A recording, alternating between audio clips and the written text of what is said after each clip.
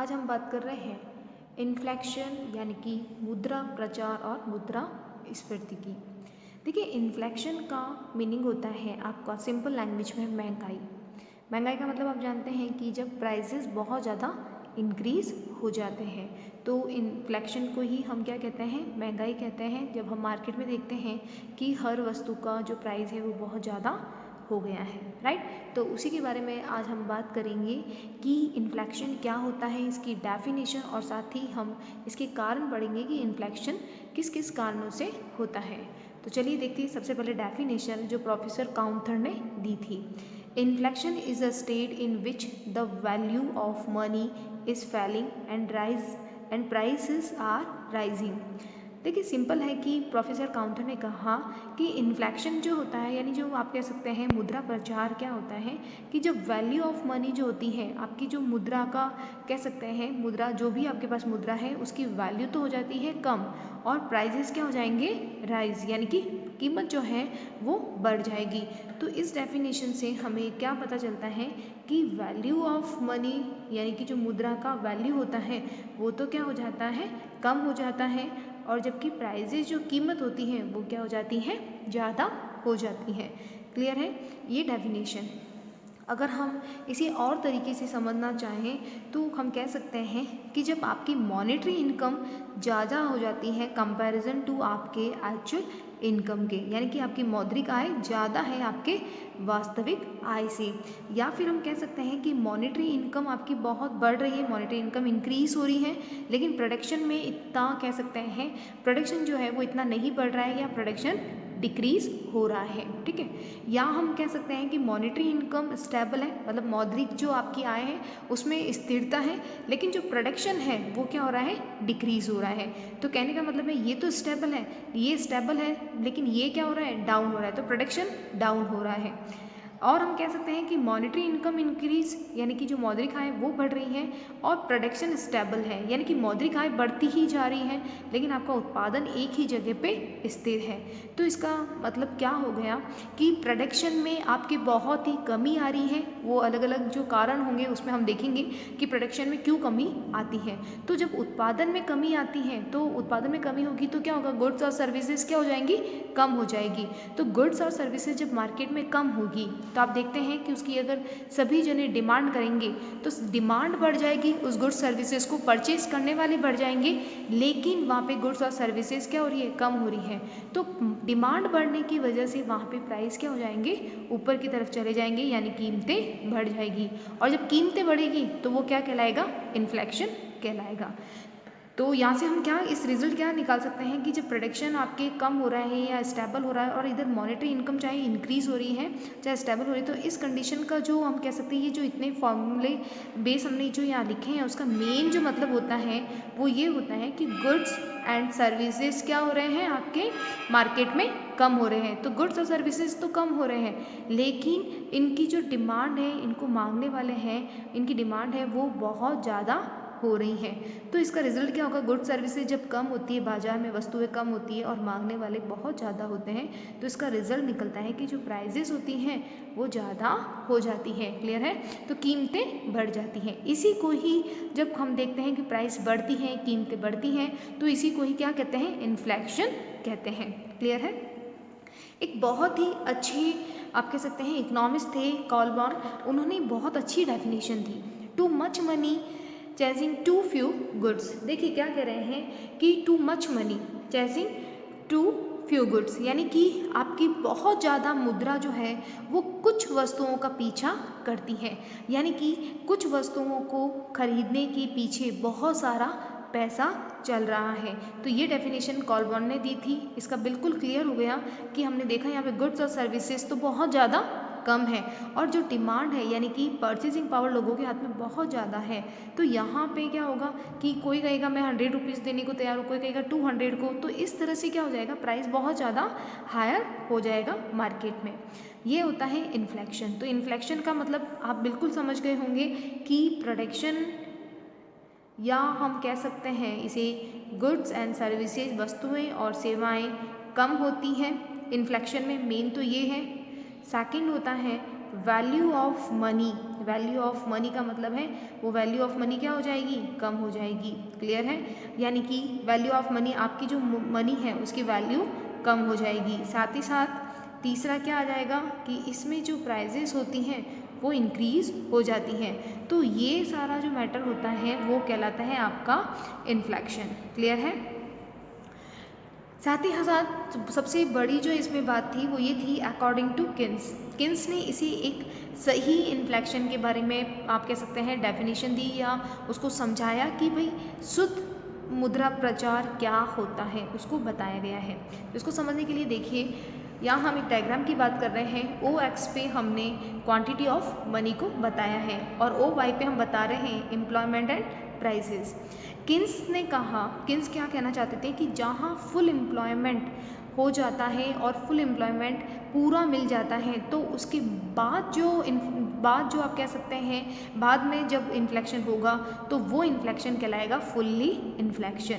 यानी कि उन्होंने क्या बताया कि उन्होंने एक कह सकते हैं इस यहाँ पे हमने एक लाइन खींची है जो लाइन प्रेजेंट कर रही है लाइन ऑफ फुल एम्प्लॉयमेंट। इन्होंने कहा कि जब लोगों के सब पूरी आपके किसी भी देश की अर्थव्यवस्था में जब फुल एम्प्लॉयमेंट होगा तो फुल एम्प्लॉयमेंट के बाद अगर आप कह सकते हैं कि जो प्राइजेस बढ़ती हैं या आपकी डिमांड बढ़ती हैं तो उसको हम कह सकते हैं फुल्ली इन्फ्लेक्शन। लेकिन अगर फुल एम्प्लॉयमेंट के जो बाद का यानी फुल एम्प्लॉयमेंट से पहले फुल एम्प्लॉयमेंट के बिफोर हम कह सकते हैं ये सेमी इन्फ्लेक्शन होता है। इसका मेन रीज़न क्या बताया था उन्होंने कि जब फुल एम्प्लॉयमेंट होता है आपकी अर्थव्यवस्था में यानी सभी के पास में क्या है, कार्य है, तो वहाँ पे जब डिमांड बढ़ती है तो अब देखिए यहाँ पे फुल ये लाइन ऑफ फुल एम्प्लॉयमेंट की है। इसके बाद में अगर डिमांड बढ़ती है लेकिन यहाँ पे तो सबके पास रोजगार है तो यहाँ पे जब डिमांड बढ़ेगी, ये डिमांड जब आपकी इंक्रीज होगी तो इसको जो प्रोडक्शन करने वाले जो उत्पादन करना नहीं हो पाएगा। क्यों नहीं हो पाएगा? क्योंकि फुल एम्प्लॉयमेंट है, सभी के पास रोजगार है। तो फुल एम्प्लॉयमेंट की लाइन के ऊपर जब आपकी डिमांड बढ़ती है तो प्रोडक्शन नहीं बढ़ता है और नहीं बढ़ने के कारण ही इसे फुल्ली इन्फ्लेक्शन कहते हैं। क्लियर है, यानी कि फुल एम्प्लॉयमेंट की लाइन के ऊपर जब हम बात करेंगे यानी फुल एम्प्लॉयमेंट के बाद की या वर्ड जो यूज़ लिया जाएगा वो लिया जाएगा line of full employment after. यानी कि फुल एम्प्लॉयमेंट के बाद में जो महंगाई बढ़ती है उसका कारण ये होता है कि सभी के पास रोजगार है और वहाँ पे अगर डिमांड बढ़ती है तो प्रोडक्शन नहीं बढ़ता है और इसी को ही फुल इन्फ्लेक्शन कहेंगे।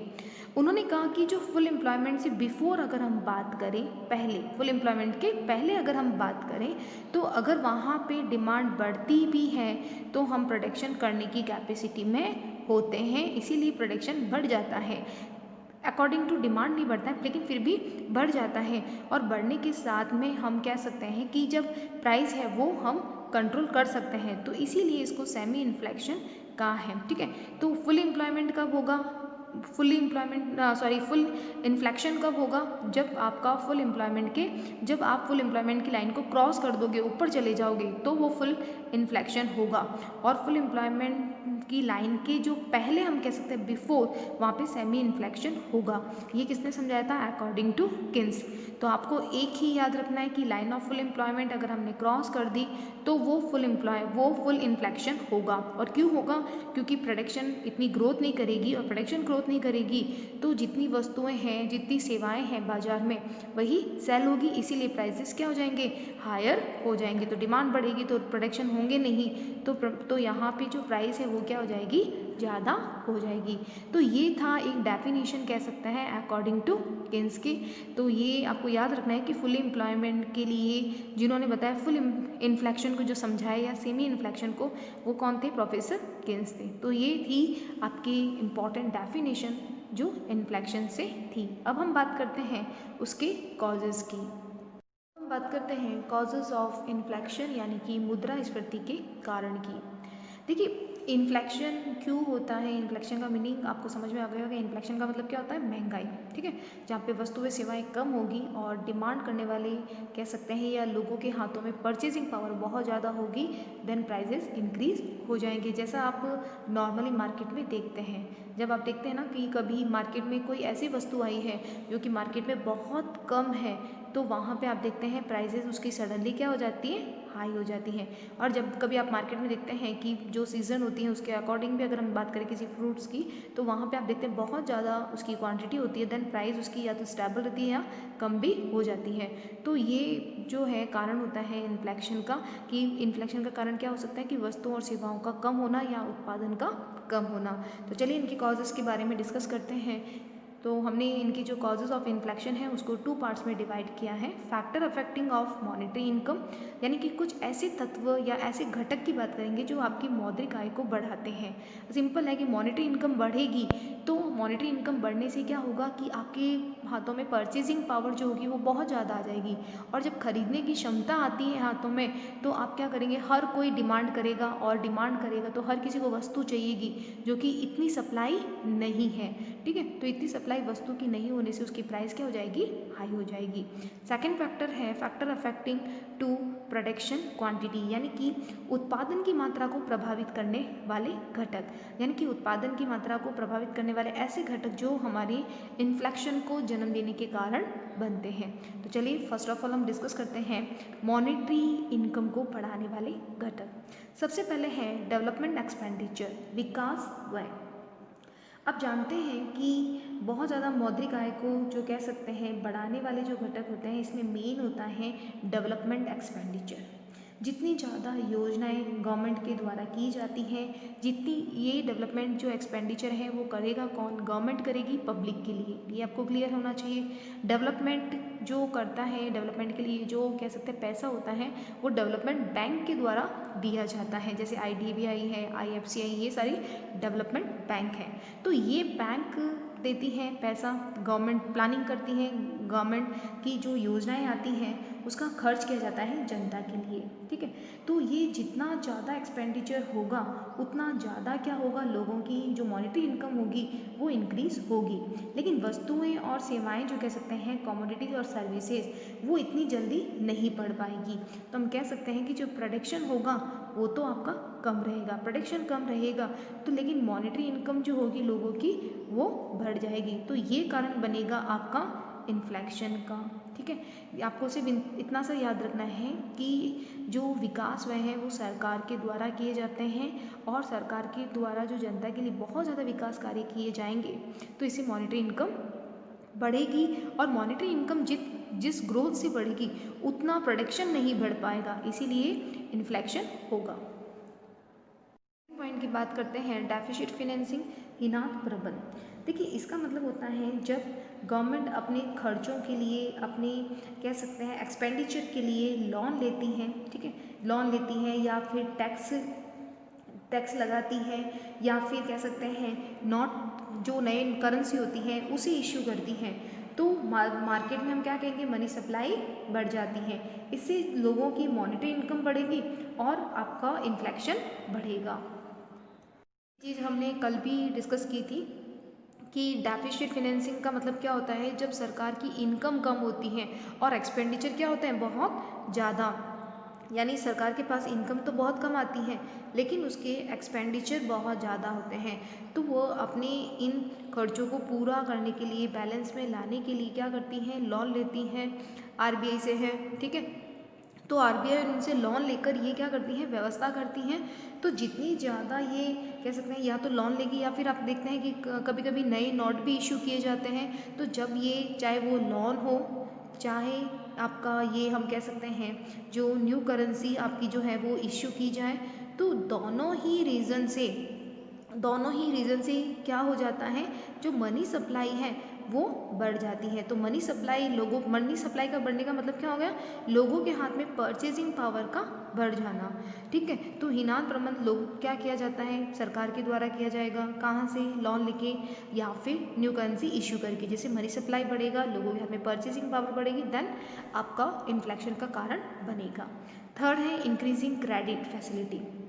देखिए, अगर जब देखते हैं कि अगर चाहे वो देश का केंद्रीय बैंक हो, ठीक है, चाहे वो कॉमर्शियल बैंक है, अगर वो क्रेडिट, आप कह सकते हैं क्रेडिट क्रिएशन को सपोर्ट करता है, साख निर्माण को प्रोत्साहन करता है, तो वहाँ पे आप कह सकते हैं मनी सप्लाई बढ़ेगी, और मनी सप्लाई बढ़ने का कारण इन्फ्लेशन बढ़ेगा। ठीक है, जैसे कि आरबीआई क्या करती है, क्रेडिट, अगर क्रेडिट आरबीआई को मार्केट में क्रेडिट बढ़ाना है या मनी सप्लाई को बढ़ाना है, तो उनकी जितनी भी रेट होती है आरबीआई की, चाहे हम सीआरआर की बात करें, एसएलआर की बात करें, तो उसको क्या कर देता है, रिड्यूस कर देता है। ठीक है, या फिर ओपन मार्केट सिक्योरिटीज़ होती हैं, उनको सेल्फ परचेज करके, उनको मतलब ओपन मार्केट सिक्योरिटीज़ का भी सपोर्ट लेकर वो मनी सप्लाई को बढ़ा सकता है। ठीक है, तो यहाँ पे वो आरबीआई के द्वारा भी हम कह सकते हैं क्रेडिट फैसिलिटी बढ़ेगी, साथ ही कॉमर्शियल बैंक जो होती हैं वो भी ज़्यादा से ज़्यादा क्रेडिट क्रिएशन को प्रोत्साहन देगी, तो जिससे क्या होगा कि मनी सप्लाई का जो फ्लो है वो मार्केट में बहुत ज़्यादा बढ़ जाएगा और इन्फ्लेशन का कारण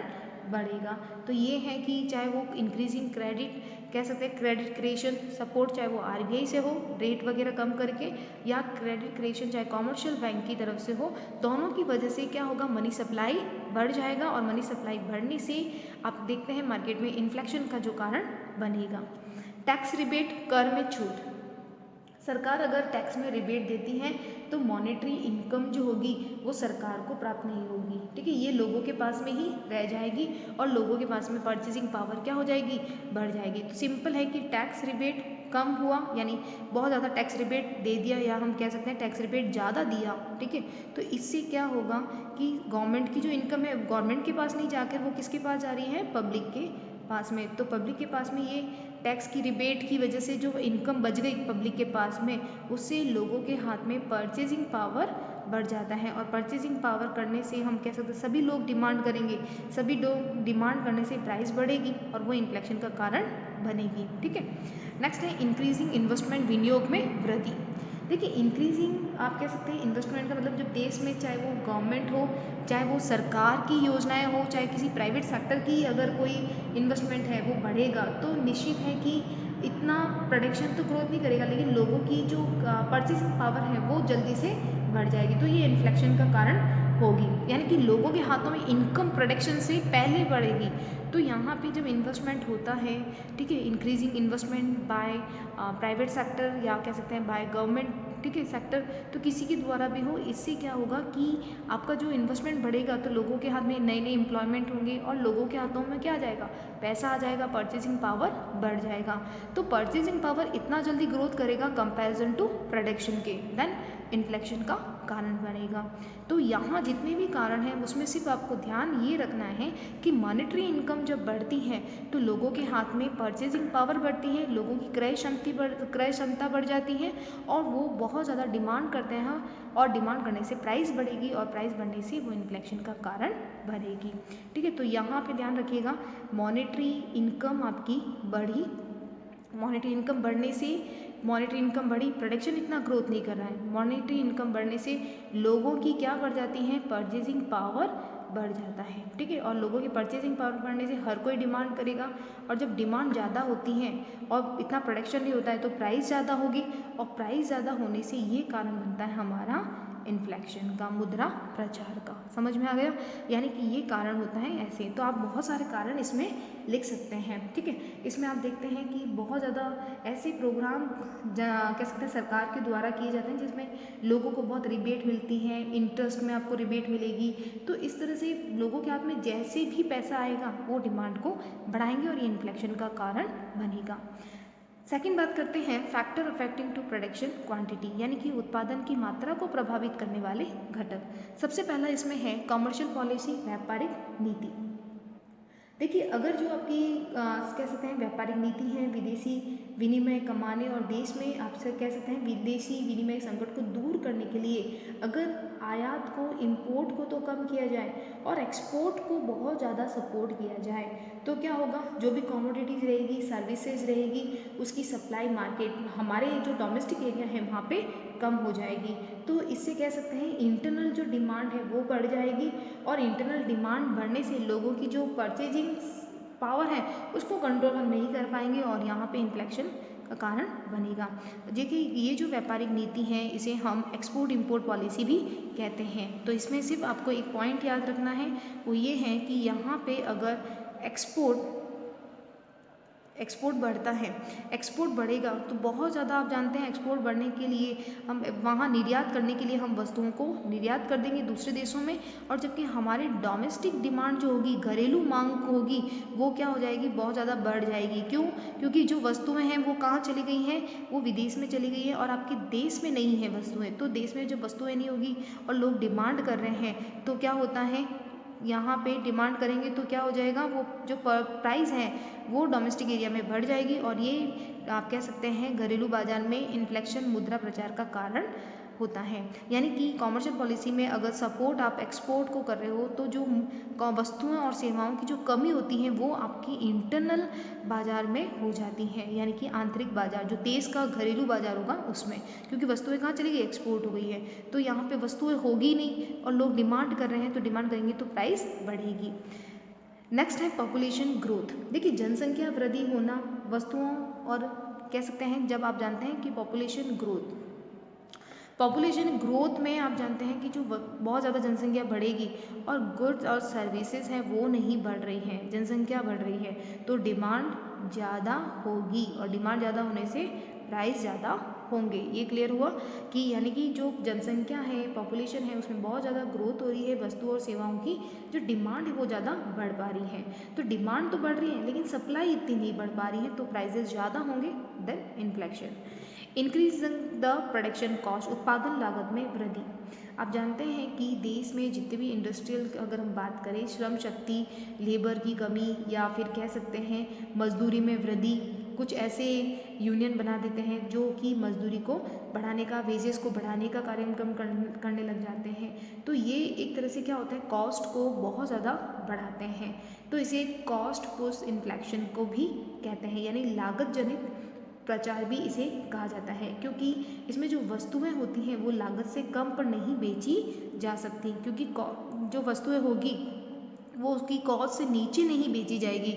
जब नीचे नहीं बेची जाएगी तो क्या होगा, ये इन्फ्लेशन को कारण का जन्म होगी। क्लियर है? तो आप देखिए कि जो श्रमिक संघ है या फिर कह सकते हैं कि जो उद्योग में जो श्रम शक्ति है, लेबर है, ट्रेंड लेबर है, इनकी कमी की वजह से बहुत ज़्यादा मजदूरी है वो दी जाती है। तो ये एक उत्पादन लागत को बढ़ाने का कार्य होता है। तो यहाँ पे हम जानते हैं कि इसके कारण क्या होगा कि लागत जो है वो बढ़ेगी, क्योंकि हम वेजेस ज़्यादा दे रहे हैं। ठीक है, तो यहाँ पे इस कारण से जब आपकी उत्पादन की कॉस्ट बढ़ती है तो उत्पादन की कॉस्ट बढ़ने से क्या होगा, इन्फ्लेशन का कारण जन्म लेगा। ठीक है, टेक्नोलॉजी चेंज यानी कि तकनीकी परिवर्तन। देखिए तकनीकी औद्योगिक परिवर्तन का दौर जब चलता है तो आप देखते हैं कि शॉर्ट टाइम पीरियड में जो प्रोडक्शन कार्य होता है उसके अकॉर्डिंग, जो शॉर्ट टाइम पीरियड की बात कर रहे हैं, अल्पकाल के समय की, तो वो सप्लाई इतनी नहीं बढ़ पाती है। तो शॉर्ट टाइम पीरियड में क्योंकि टेक्निक्स में बार बार चेंज हो रहा है तो हम सप्लाई को उतना नहीं बढ़ा पा रहे हैं। जब सप्लाई नहीं बढ़ेगी लेकिन डिमांड बहुत ज़्यादा बढ़ रही है, तो डिमांड ज़्यादा होगी, सप्लाई कम है, तो क्या हो जाएगी, वस्तुएं महंगी हो जाएगी, प्राइस बढ़ेगी। ठीक है, नेचुरल क्राइसिस में आप जानते हैं प्राकृतिक संकट। देखिए नेक्स्ट पॉइंट क्या है, प्राकृतिक संकट यानी नेचुरल क्राइसिस। नेचुरल क्राइसिस में आप जानते हैं कि जैसे कि अर्थक्वेक आ गया, ठीक है, आप देखते हैं सुनामी है, बाढ़ है, इस तरह की जो भी प्रॉब्लम आती हैं उससे बहुत ज़्यादा कह सकते हैं महंगाई, जो इन्फ्लेशन है वो कारण जन्म लेता है। तो ये भी एक मेन कारण है कि जो नेचुरल क्राइसिस होते हैं, जो सूखा पड़ना होता है, ठीक है, प्राकृतिक प्रकोप है, तो इससे प्रोडक्शन पे बहुत ज़्यादा नेगेटिव इफेक्ट आता है। ठीक है, और इससे जो सप्लाई है वो आपकी कम हो जाएगी, लेकिन लोग डिमांड करना कम नहीं करेंगे, तो डिमांड यहाँ पे ज़्यादा होगी तो प्राइस आपकी क्या हो जाएगी, बढ़ जाएगी। ठीक है, तो ये रिजल्ट निकलेगा। इंडस्ट्रियल क्राइसिस का मतलब होता है औद्योगिक संकट। देखिए कभी कभी आप देखते हैं कि बहुत ज़्यादा लोग क्या करते हैं, हड़ताल स्ट्राइक का सपोर्ट लेते हैं, ठीक है, तालाबंदी कर देते हैं, तो उत्पादन कार्य, जो प्रोडक्शन होता है वो एक टाइम के लिए रुक जाता है। तो उत्पादन में जैसे ही कमी आएगी, प्रोडक्शन नहीं होगा, चाहे प्रोडक्शन कम हो चाहे लोगों के हाथ, देखिए इसमें दो रिजल्ट हैं, या तो प्रोडक्शन आपका उत्पादन जो है, प्रोडक्शन आपका या तो कम हो रहा है, या तो ये है कारण, या फिर मॉनेटरी इनकम जो होती है लोगों की बढ़ जाती है। तो इन दोनों का जो रिजल्ट होगा वो क्या होगा, इन्फ्लेक्शन को बताएगा। अब इंडस्ट्रियल क्राइसिस में क्या होता है कि हड़ताल कर लेते हैं या फिर एक गुट बना लेते हैं, वो प्रोडक्शन नहीं करते हैं अपनी कॉस्ट, अपनी जो है डिमांड को पूरी करने के लिए। तो प्रोडक्शन एक तरह से जो उत्पादन होता है वो एक टाइम के लिए रुक जाता है। रुक जाने से क्या होगा कि मार्केट में जो सप्लाई है वो नहीं हो पाएगी प्रॉपर टाइम पे। तो ये एक इन्फ्लेक्शन का कारण होगा।